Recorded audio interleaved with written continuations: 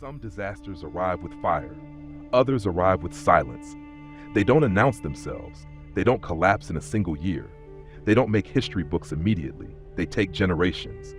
If you are old enough, you've seen one. Not as a headline, not as a single moment, but as a slow change in the background of everyday life. Things that once worked stop working as well. Standards quietly lower. Institutions become heavier, slower, harder to trust. People adapt, not because they want to, but because adaptation feels easier than resistance. At no point does anyone say this is the beginning of a disaster. Life continues. That is how these disasters survive. History often teaches collapse as something dramatic. Empires falling, cities burning, rulers overthrown. But the most destructive failures in human history did not look like endings at all. They looked like normal life. Parents noticed small differences their children did not. Grandparents noticed differences their grandchildren never questioned. Each generation inherited a world slightly less stable than the one before, and was told this was progress. This is not a story about one moment. It is a story about accumulation, about decisions that made sense in isolation, about compromises that felt temporary, about warnings that sounded exaggerated, until they didn't. The most dangerous disasters are not caused by ignorance. They are caused by familiarity. When change is slow, it feels manageable. When decline is gradual, it feels reversible. And when responsibility is spread across generations, no one feels accountable. History is full of societies that did not collapse because they were weak, foolish, or careless. They collapsed because they believed there was still time. This documentary is about those disasters, not the ones that arrived suddenly, but the ones that unfolded patiently, quietly, over decades and centuries. Disasters that were not inherited by one generation, but built by many. If you've lived long enough, this story may feel uncomfortably familiar, because by the time history recognizes these disasters for what they are, the people who first noticed them are usually already gone. And those who remain are left asking a question history hears again and again. How did this happen without anyone stopping it? The first generation rarely sees disaster. They see improvement. Small changes arrive with good intentions, adjustments made to solve real problems, shortcuts taken to reduce friction, systems simplified to make life easier. None of it feels dangerous. In fact, much of it feels responsible. Standards are relaxed, just a little, to include more people. Rules are rewritten, not removed, to be more flexible. Institutions adapt to new realities, new pressures, new expectations. From the inside, it looks like progress, and often it is. But something subtle begins to change. The system starts relying less on principles and more on procedures. Judgment is replaced with compliance. Long-term thinking gives way to short-term solutions. Not because anyone is careless, but because immediate problems demand immediate answers. This is where decline becomes invisible. Each decision makes sense on its own. Each compromise feels temporary. Each warning sounds premature. Those who raise concerns are not ignored, they are reassured. There's no crisis, we've been through worse. This is just a transition. And in fairness, history supports this optimism. Most societies survive adjustments. Most reforms do not end civilizations.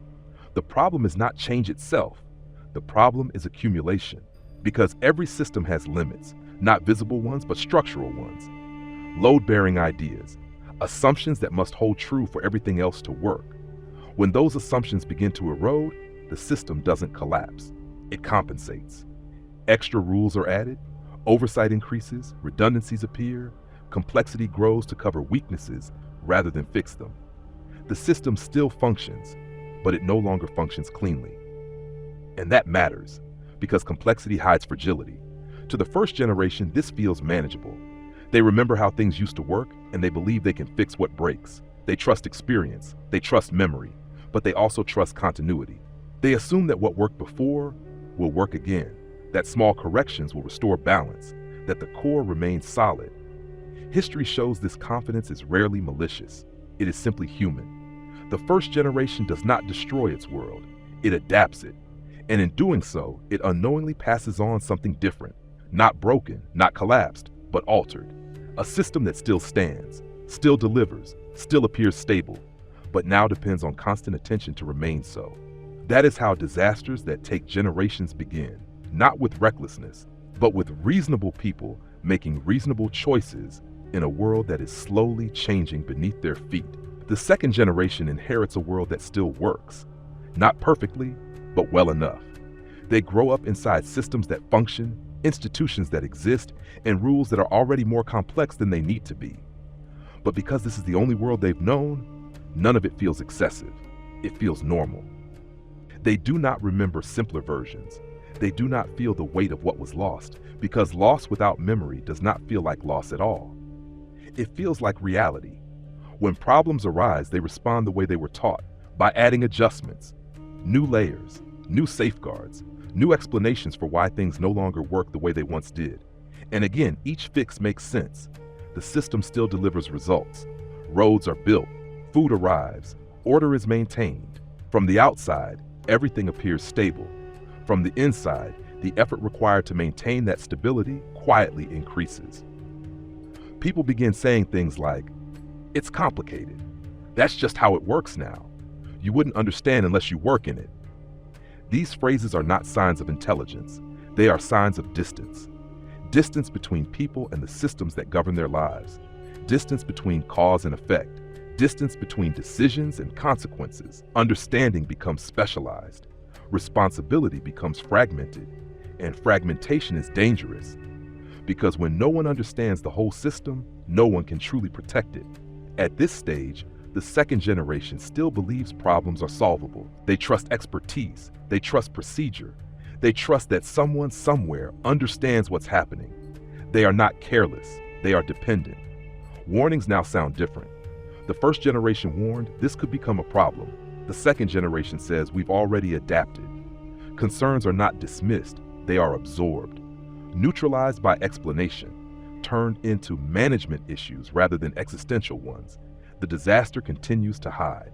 It hides behind complexity, behind professionalism, behind the comforting idea that stability is proof of resilience.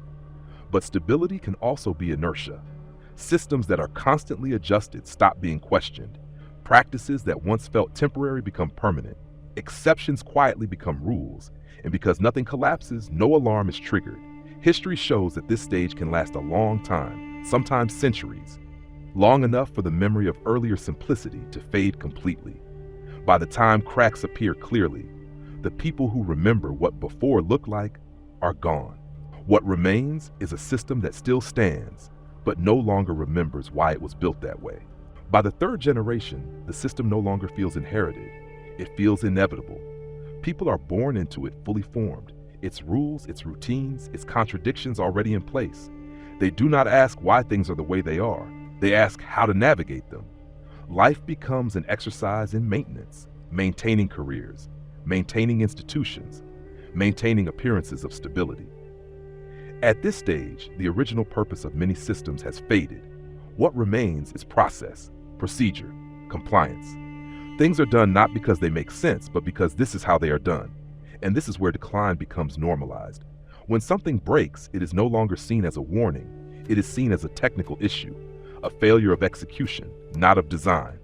The response is not reflection, but optimization. More oversight, more regulation, more specialization. The system grows heavier, not stronger.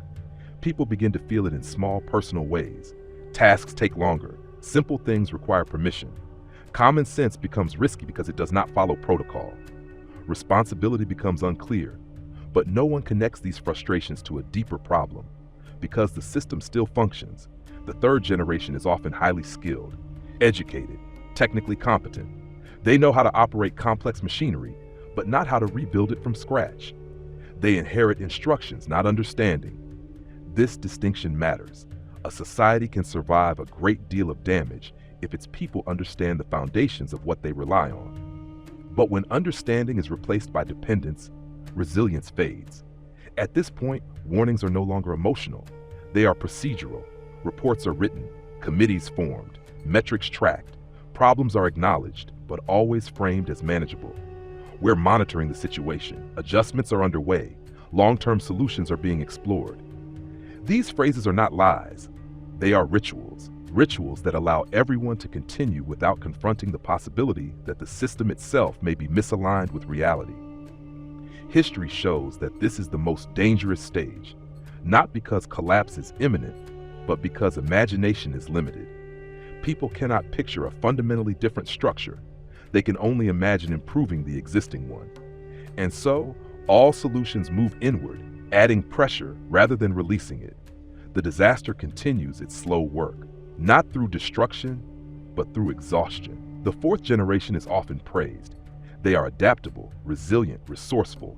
They learn to function inside systems that no longer make sense, and that ability is mistaken for strength. When things fail, they work around them. When institutions stall, they bypass them. When rules conflict with reality, they improvise quietly and move on. Life becomes a series of personal solutions to structural problems. This is celebrated as progress, but it is also dangerous, because adaptation hides failure. Every workaround prevents pressure from reaching the core of the system. Every personal fix delays collective correction. The system appears to survive, not because it is healthy, but because individuals absorb its weaknesses. Over time, this creates a strange inversion. Those who follow the rules struggle. Those who bend them thrive. Those who understand the system's flaws become indispensable, not because they can fix them, but because they know how to navigate around them. At this stage, decline is no longer visible at the top. It lives at the edges, in quiet inefficiencies, in fatigue that feels normal, in the sense that everything requires more effort than it should. The fourth generation no longer expects things to work smoothly. They expect friction, delays, complications. They plan around them instinctively. And because they have never known anything else, they do not interpret this as warning. They interpret it as reality. This is where a disaster that takes generations becomes self-sustaining. The system no longer collapses because people are too good at surviving inside it. They carry burdens that should belong to institutions. They normalize conditions that should trigger reform. History shows that societies often linger here the longest, not because they are strong, but because they are flexible. And flexibility can delay reckoning indefinitely. But there is a cost. As individuals adapt, shared standards erode. Trust becomes local, solutions become private, collective identity weakens. People stop believing that large systems can be fixed and start believing only in personal competence. This is not apathy, it is quiet resignation. The disaster continues, not as crisis but as background noise, a constant hum that everyone tunes out, until one day adaptation is no longer enough. And the generation that learned to survive anything discovers there is one thing it cannot survive, a system that no longer exists in any meaningful sense. There comes a moment when fixing stops being an option, not because people stop trying, but because the system no longer responds. At this stage, problems are no longer isolated, they are interconnected. Fixing one part puts strain on another. Every solution creates new complications elsewhere. Effort increases, results diminish. People sense it before they can explain it. There is a growing feeling that nothing truly improves anymore, that changes come faster, but outcomes remain the same, that reforms rearrange surface details while deeper issues persist untouched. This is not failure by neglect, it is failure by saturation. The system has absorbed so many adjustments that it has lost its original structure. Like a machine repaired too many times with incompatible parts, it still runs, but no longer reliably and never quietly. Trust begins to erode, not dramatically, subtly. People stop believing promises of improvement, not because they are cynical, but because experience has taught them patience without payoff. They comply outwardly, but disengage inwardly. Rules remain, but respect for them fades. Institutions exist, but loyalty to them weakens. Authority is obeyed, but no longer believed. This is a dangerous imbalance, because systems depend not only on enforcement, but on shared faith that they are worth maintaining. Once that faith erodes, compliance becomes mechanical, and mechanical compliance cannot survive stress. At this stage, even clear warnings fail to mobilize action. Reports grow more urgent. Language becomes sharper. But urgency without trust sounds like noise. People have heard it before. Nothing changed then. Why would it change now? History shows that this is often when leaders mistake exhaustion for stability. The absence of protest is misread as acceptance. The quiet is interpreted as order.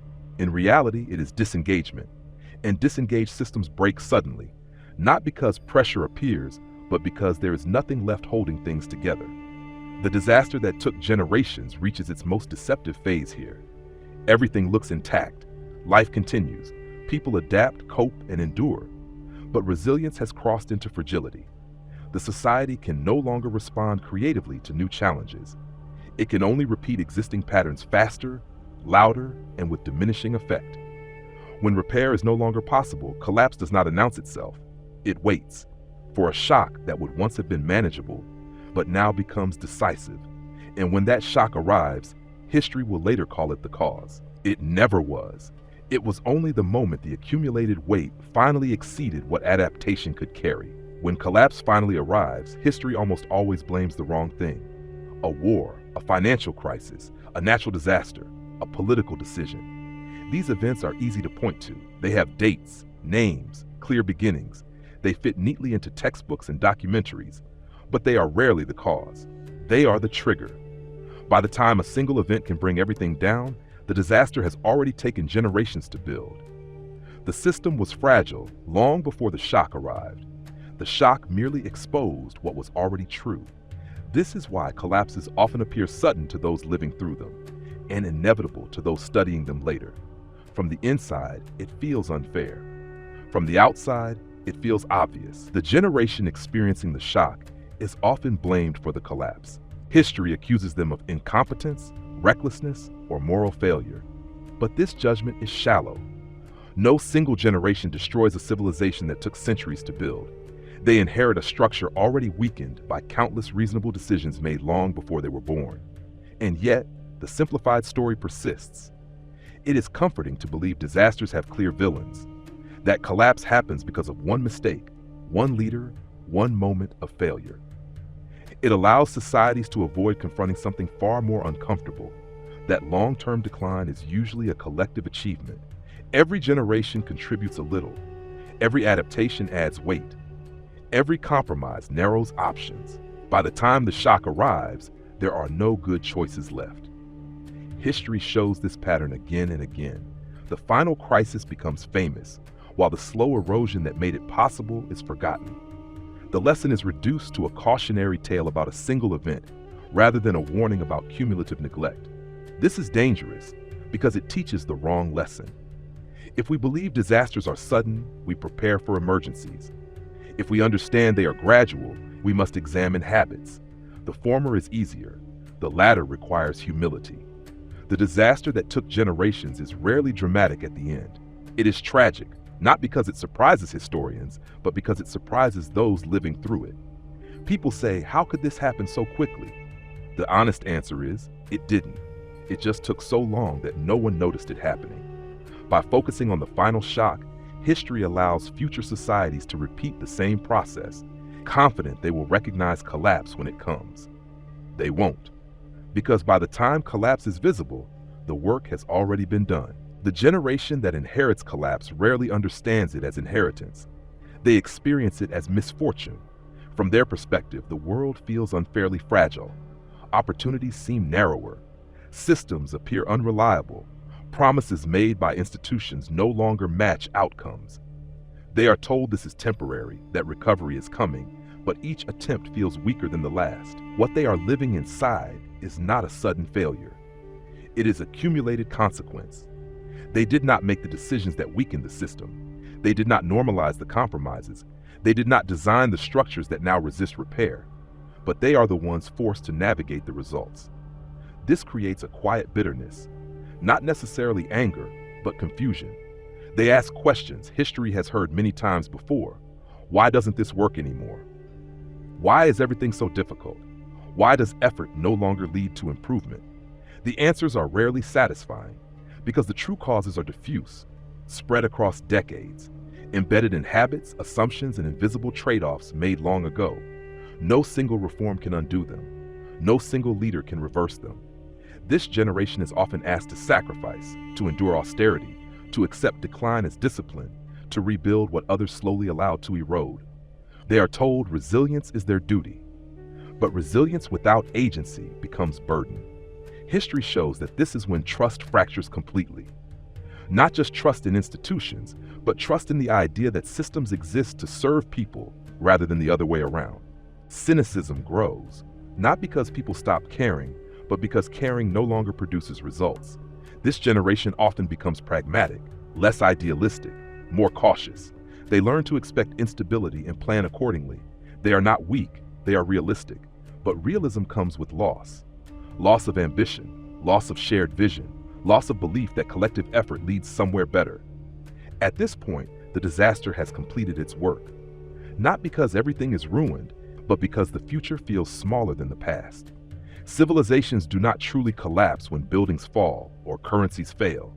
They collapse when people stop believing that tomorrow can be meaningfully better than today. That belief cannot be legislated. It cannot be forced. It must be earned. And once lost, it is extraordinarily difficult to restore. The generation that pays the price rarely receives sympathy from history. They are remembered as those who lived through decline, not as those burdened by it. But their experience contains the clearest lesson of all. Disasters that take generations do not end with destruction. They end with diminished possibility. When future historians look back on long declines, they almost always compress them. Decades become dates. Generations become footnotes. Slow erosion is edited into a single turning point. It makes the story easier to tell. The year everything changed. The decision that sealed their fate. The moment collapse became inevitable. But this framing is misleading because it suggests that awareness arrives at the same time as consequence. In reality, awareness lags far behind. People living through long disasters do not experience them as disasters. They experience them as adjustment, as adaptation, as a series of manageable inconveniences, each one tolerable on its own, each one explainable. History gets this wrong because history prefers clarity, but lived experience is not clear. It is ambiguous, gradual, and full of hope that things will still turn around, that tomorrow will correct what today failed to fix. This is why warnings are rarely acted upon in time. They sound abstract. They lack urgency. They compete with everyday life. People have jobs, families, responsibilities. They cannot constantly evaluate the structural health of the world around them. They rely on institutions to do that work. When institutions falter slowly, the failure feels distant until it isn't. By the time collapse becomes undeniable, the window for prevention has long closed. History then assigns blame backward. It criticizes decisions made under pressure without acknowledging the constraints created by earlier choices. It judges people for failing to solve problems that had already become unsolvable. This pattern repeats so reliably that it deserves to be considered a law of civilization. We do not recognize long-term disasters while we are inside them. We recognize them only after they have passed or after they have consumed us. This is not because people are foolish. It is because gradual change does not trigger alarm. Our instincts are tuned to sudden danger, fire, violence, loss that arrives at once. Slow degradation feels survivable until survival becomes the only thing left. The greatest misunderstanding history perpetuates is the belief that collapse announces itself. It does not. It whispers. It normalizes. It becomes routine. And when the final chapter is written, it is almost never titled "The Disaster That Took Generations." It is titled after the last event, which is why the real lesson of these disasters is so often missed. Not because it is hidden, but because it is uncomfortable. The most dangerous disasters are not the ones that destroy everything. They are the ones that leave most things standing. Buildings remain, routines continue, life goes on. And because so much survives, it becomes easy to believe that nothing fundamental has been lost. But history shows a different truth. Civilizations do not fail when they lose power, wealth, or territory. They fail when they lose the ability to correct themselves, when feedback stops working, when problems can be managed, explained, or postponed, but no longer solved. That is what makes disasters that take generations so difficult to see. No single generation feels responsible. No single decision feels fatal. No single moment feels decisive. Each generation does what it can with what it inherits. Each adapts. Each copes. Each believes there will be time to fix things properly later, and later never comes. By the time consequences are unavoidable, the conditions that allowed prevention no longer exist. Knowledge has fragmented. Trust has eroded. Imagination has narrowed. What remains is endurance, not renewal. This is why these disasters repeat. Not because people fail to learn history, but because history rarely teaches the right lesson. It teaches us to watch for sudden collapse. It teaches us to fear dramatic endings. It teaches us to blame the final moment. But the real danger lives elsewhere. It lives in the years when everything still works well enough. In the decades when decline feels manageable. In the generations when adaptation is mistaken for resilience. If there is a warning here, it is not a prediction. It is a reminder that continuity is not automatic, that systems require more than maintenance. They require meaning, and that resilience without reflection eventually becomes fragility. The disaster that took generations did not arrive as an enemy. It arrived as normal life, slowly becoming harder to recognize. And that is why the lesson it leaves behind is so quiet. Not a call to panic, not a demand for fear. Just a simple truth history keeps repeating. What breaks civilizations is rarely what happens all at once.